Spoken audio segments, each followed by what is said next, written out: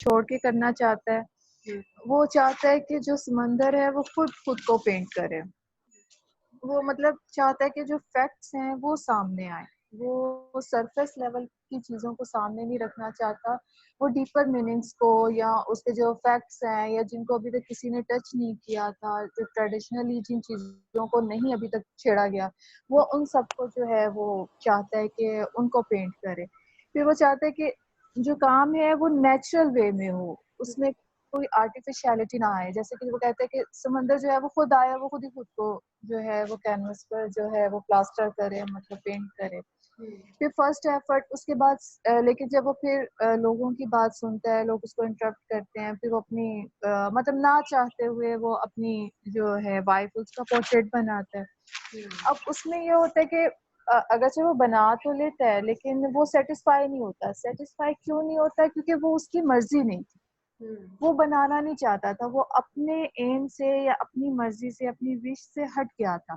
तो इसमें ये भी चीज़ है कि जो आर्टिस्ट होते हैं या जो पेंटर या जो भी मतलब आर्टिस्ट होते हैं, अगर आप उन्हें इंडिपेंडेंट ना रहने दो और उनके ऊपर या उनकी सोचों के ऊपर आप खुद को इम्पोज करो या दूसरा किसी के मुताबिक वो चलें, तो वो चीज़ या वो उससे कभी सेटिस्फाई नहीं होंगे उस काम से।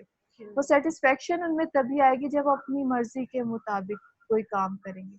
इसके बाद फिर वो, क्योंकि वो उसको कहते हैं रूइंड बिल्डिंग्स, अपनी जो वाइफ का पोर्ट्रेट है, अतः कि वो कहते हैं कि बहुत रियलिस्टिक है, लेकिन फिर भी वो उसको रूइंड बिल्डिंग से जो है वो उसको कंपेयर करता है, क्योंकि वो उसकी मर्जी नहीं थी उसको करने में, वो तो उसने सोसाइटी के कहने पर किया। फिर थर्ड वो अटेम्प्ट करता है तो उसमें फिर वो चेंज और आ जाता है। पहले फर्स्ट अटेम्प्ट में वो चाह रहा था कि समंदर आए और वो इसको पेंट करे, लेकिन थर्ड अटेम्प्ट में वो कहता है कि मैं चाहता हूँ कि मेरी साउ जो है वो इसको पेंट करे। मतलब मेरे अंदर जो चीज़ है, मैं उसमें अपनी फीलिंग्स को, अब साउल से मुराद ये है कि वो अपनी फीलिंग्स डालना चाह रहा है, अपनी सोच डालना चाह रहा है। वो उसको उस नज़र से नहीं देखना चाह रहा कि जो उसके बारे में मतलब सोसाइटी कहती है या जो अब तक जो फैक्ट्स जो नोन है उसके मुताबिक नहीं। वो जो है वो उसके अंदर अपनी फीलिंग्स, अपने इमोशंस या अपना नुक्ता नज़र बयान करना चाह रहा है, वो सोसाइटी का नुक्ता नज़र नहीं लेना चाह रहा। तो इस सेंस में कह लेंगे, लेकिन फिर उसको एप्रिसिएशन नहीं मिलती, तो फिर उसके बाद जो है वो उसका दिखाया जाता है कि क्रूसीफाई हो गया और लोगों ने उसको थ्रो कर दिया और ये। तो इस सेंस में कह लें कि इंडिपेंडेंस आ जाती है कि उसको अपनी इंडिपेंडेंस चाहिए अपनी बात कहने के लिए। फातिमा, जो आपने बेटा थीम्स अभी शेयर किए ना, जरा वो रिपीट कीजिएगा। अभी जो आपने फातिमा ने जो ये तो हो गया ना, चले ये हमने एक समरी। फातिमा, आपकी वो जो थीम्स है ना बेटा, उनको दोबारा से बताइए, और मलीहा इन सारों को मैम फर्स्ट ऐड करें जो फातिमा ने अभी बताई थी। मैम ये फर्स्ट था limitations of human being. Means के एक मैन जो है वो कैसे लिमिटेड उसको होना पड़ता है, बाउंड होना पड़ता है सोसाइटी के अंदर। उसकी अपनी जो मतलब कि उसको फ्रीडम ऑफ एक्सप्रेशन नहीं है। And freedom. Then individual exactly. Authority, उसका अपना जो इंडिविजुअल था उसका जो कंपैरिजन सोसाइटी के साथ। देन फ्रीडम ऑफ एक्सप्रेशन जो मैंने भी बताया। फ्रीडम ऑफ एक्शन भी इसी में आ जाता है कि उसे मतलब कि फुली वो फ्री नहीं है अपने एक्शन के लिए। एंड फाइनल था इसका थीम ऑफ डेथ जो इसका। एंड मैम इसमें जो जॉन एशबरी के ओवरऑल जितने भी सारे थे, ये पेंटर पे सारा वो जो थीम्स ऑफ जॉन एशबरी थे सारे वन बाय वन आ सकते हैं इसमें। हाँ, impressionism, expressionism, exactly. Subjectivity, objectivity, और एंड कम्युनिज्म देन में final theme of death. Exactly subjectivity and objectivity. And वो जो आपने अभी बात की थी कम्युनिज्म वाली, रियलिज्म, हाँ, रियलिज्म एंड जी कम्युनिस्ट रशिया वाली, रियलिज्म वाली, कमर्शियलिज्म वाली। हाँ, इंडिविजुअल फ्रीडम नहीं थी। लोग जो है वो ट्रेडिशनल बेस इंडिपेंडेंट। बाउंड थे कि वो ट्रेडिशनली बिहेव करें। और जब उससे कहा जाता है कि अपनी बीवी की पेंटिंग बनाओ, तो वो क्यों इनकार कर देता वो, क्योंकि उस वक्त की सोसाइटी यही चाह रही होती है कि जी वो एक औरत की प्रेज में एक जो है वो लिखे, एक पोएम लिखे, लेकिन वो बनाना नहीं चाह रहा होता। तो ये सारी चीजें freedom of excuse me expression, ये सारी चीजें individual versus society, theme of death, freedom of ma'am, ये एक्सप्रेशन। ओवरऑल जो पेंटर मूवी है इसको हम हम्म। मैम ये ओवरऑल जो पेंटर ये है पोइम है, इसको हम स्पेसिफिकली बस आर्ट से तो नहीं ना कंफाइन कर सकते कि एक एज ए ह्यूमन बीइंग उसको लेंगे ना। जो पेंटर के थ्रू उसने सारे इंसान की जो फ्रस्ट्रेशन, एग्जाइटीज और उसकी जो सारी उसको एक्सप्रेस किया है जॉन एशबरी ने। बेटा इसको एज एन आर्टिस्ट भी लेंगे और एज अ ह्यूमन बीइंग, दोनों पर्सपेक्टिव से हम बात करेंगे ना। पहली बात तो ये वो वाकई में दोनों पर्सपेक्टिव की बात, क्योंकि वो उस दौर में लोग जो है वो ट्रेडिशनल वेज ऑफ, मतलब वो कन्फाइन थे कि वो ट्रेडिशनल वे से ही जो है वो सोचा करते थे, और उसके बाद जो है वो क्रिएटिव इंडिपेंडेंस चाहता था।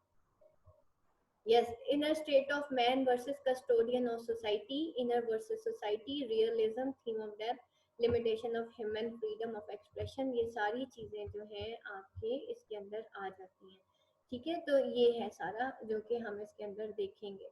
अच्छा, उसके बाद जो है एक और यहाँ पे क्वेश्चन था, modern parable about human existence. Modern parable कहते हैं एक ऐसी कहानी को जो कि किसी हकीकत पे मबनी हो, उसकी बेस के ऊपर कोई मॉरल स्टोरी जब लिखी जाती है उसका मॉडर्न पैराबल कहते हैं। मॉडर्न पैराबल एक फेबल को भी कहा जा सकता है, एक कहानी स्टोरी जो कि कोई मॉरल स्टोरी उसको भी कहा जा सकता है। तो अब आपने बताना है कि वो किस तरीके से मॉडर्न पैराबल थी, जिसके अंदर एक कोई मतलब एंड पे कोट हो या कोई मॉरल लेसन हो, जो कि ऐसी स्टोरी जिसका एंड मॉरल लेसन पे, उसका मॉडर्न, उसका हम पैराबल कहते हैं। तो melodic trains bye John Ashbery is a modern parable about human existence. हाँ जी जनाब, तो वो एक मॉडर्न, ओके अच्छा जनाब, वो भी करते हैं बेटा भी।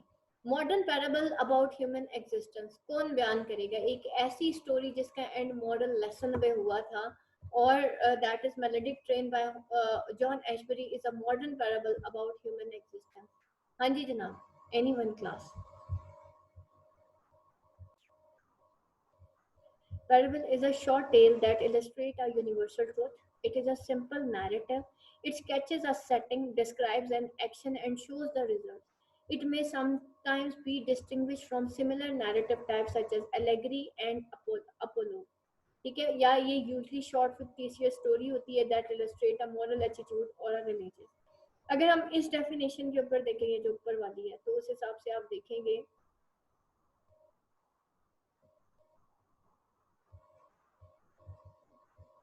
अच्छा जी, अगर इस डेफिनेशन के हिसाब से हम देखें, the parable is a short tail that illustrate a universal truth, that is a simple narrative, it sketches a setting.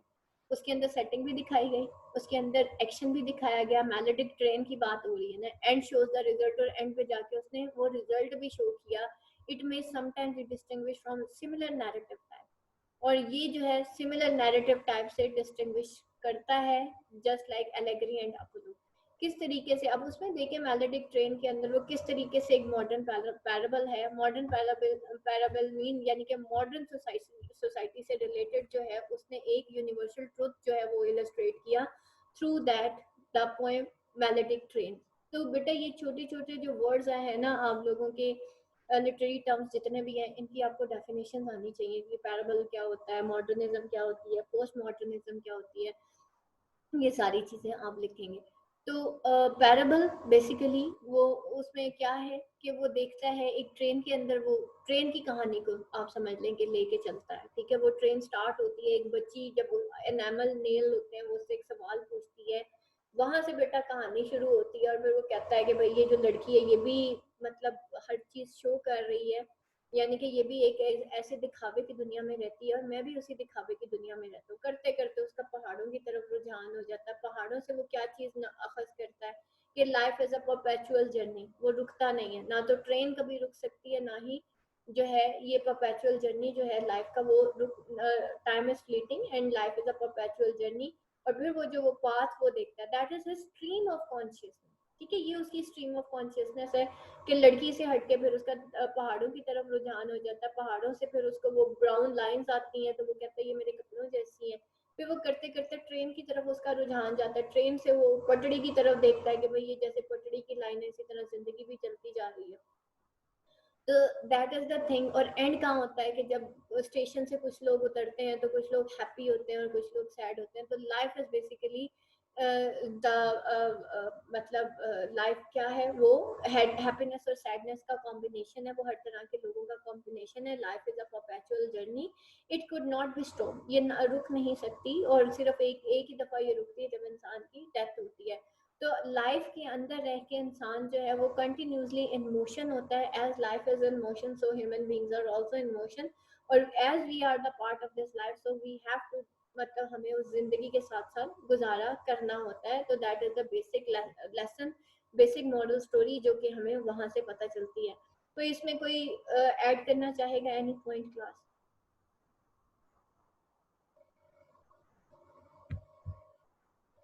अच्छा, थीम्स अभी एक स्टूडेंट ने पूछा था ma'am, theme after last bulletin की थीम से मेंशन कर दें.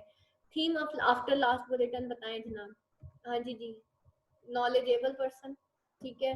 सब्सटेंशियल नॉलेज वर्सेस जो हमारा आजकल का जो मॉडर्न नॉलेज है, ठीक है. हमारा जो अब हमारे अंदर सब्सटेंशियल नॉलेज नहीं है, that is just for the knowledge for the knowledge sake, not knowledge for the wisdom sake. Secondly, हम जो मॉडर्न मैन है उसने हर चीज जो है उसको रद्दी बना लिया, हर चीज हम उठा के फेंक देते हैं. हमारे सामने फैक्ट्स होते हैं, सब कुछ होते हैं, लेकिन हम जो है ना तो बुराई को बुराई कहते हैं, ना अच्छाई को अच्छाई कहते हैं. तो ये सारी चीजें जो है आफ्टर द लास्ट बुलेटिन के अंदर हमने ये देखा कि जो मॉडर्न टेक्नोलॉजी है उसका हम किस तरीके से इस्तेमाल कर रहे हैं और उसको हम किस तरीके से बर्बाद कर रहे हैं. ठीक है, एक मोबाइल है ना, मॉडर्न टेक्नोलॉजी है. अब चाहे तो इस तरह की ऑनलाइन क्लासेस बना ले, चाहे तो सारा दिन व्हाट्सएप और फेसबुक स्क्रॉल करते रहे. ठीक है, दोनों चीजें हमारे पास हैं, लेकिन क्या है कि हम लोग उस मॉडर्न टेक्नोलॉजी को हम जो है उसका मिस यूज कर रहे हैं. उसको जो है, अब आप लोग माशाल्लाह क्लासेस ले रहे हैं तो आप मॉडर्न टेक्नोलॉजी का सही इस्तेमाल करें. लेकिन अगर हम इस मॉडर्न टेक्नोलॉजी को सही तौर पर नहीं इस्तेमाल करते तो वो हमारी जो लर्निंग होती है that does not leads to the wisdom. ये जो मॉडर्न हमारा दौर है ना बेटा, ये बड़ा ही खतरनाक दौर है. इस दौर के अंदर जो है हमारी एक एक जो चीज है ना, उसके जितने अच्छे इफेक्ट्स है ना उतने बुरे इफेक्ट्स उससे कहीं ज्यादा है. आप जितनी मॉडर्न इन्वेंशन है उनको उठा के देख लें. और इसी तरीके से हमारे जो नॉलेज है, जो मॉडर्न नॉलेज है, उसमें नॉलेज की तो भरमार होगी, लेकिन human beings those are scattered minded. उनके अंदर वो इनवर्डली इतने ज्यादा स्कैटर्ड हैं, वो इनवर्डली इतने ज्यादा फ्रस्ट्रेटेड हैं, they are mentally frustrated, they don't no.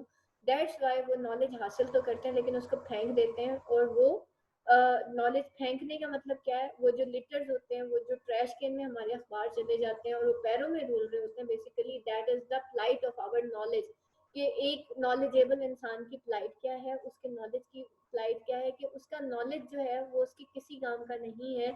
यानी कि इस वक्त के दौर में मैक्सिमम, वैसे एक बात और भी बता दूं, आपको हैरानी होगी, हमारे बच्चों के सिलेबस में जितनी भी सिलेबस पढ़ाया जाता है ना उनको, उसमें से 70% सिलेबस इम्प्रैक्टिकल, उनके किसी काम नहीं आना. वो जस्ट रट्टा है किताबों का और कुछ भी नहीं है. And nothing else. उसमें सिर्फ इंग्लिश सिखाई जा रही है और उसके अंदर कोई मॉरल लेसन नहीं है, कोई मोरालिटी नहीं है, कोई हमारे हीरोज नहीं है. उसके अंदर हीरो सारे उन्होंने हमारे निकाल दिए किताबों में से. तो क्या है, ये अभी बड़े अरसे बाद एक ड्रामा जो पहली दफा जिंदगी में मैंने देखा है, जो आजकल चल रहा है, क्या है, अर्तवल गाजी. ठीक है, शुक्र है किसी को ख्याल आया कि इस्लामिक हीरोज भी कोई हीरोज हैं और उन्होंने ये बनाया है. बहरहाल, और जो है मैंने इसकी बड़ी तारीफें सुनी, मैंने अभी तक देखा नहीं है लेकिन मेरे बच्चे जरूर देखते हैं. तो अब यहाँ पे वही नॉलेज की बात आ जाती है कि जो excess of information, yes, shallowness of modern information and technology, बिल्कुल इम्प्रैक्टिकल नॉलेज है, नो विजडम है, जबरदस्त. और उसके बाद we do collect facts but we ignore spiritual reality behind them. These are the themes जो कि हमने इसके अंदर पढ़ी हैं आफ्टर द लास्ट बुलेटिन.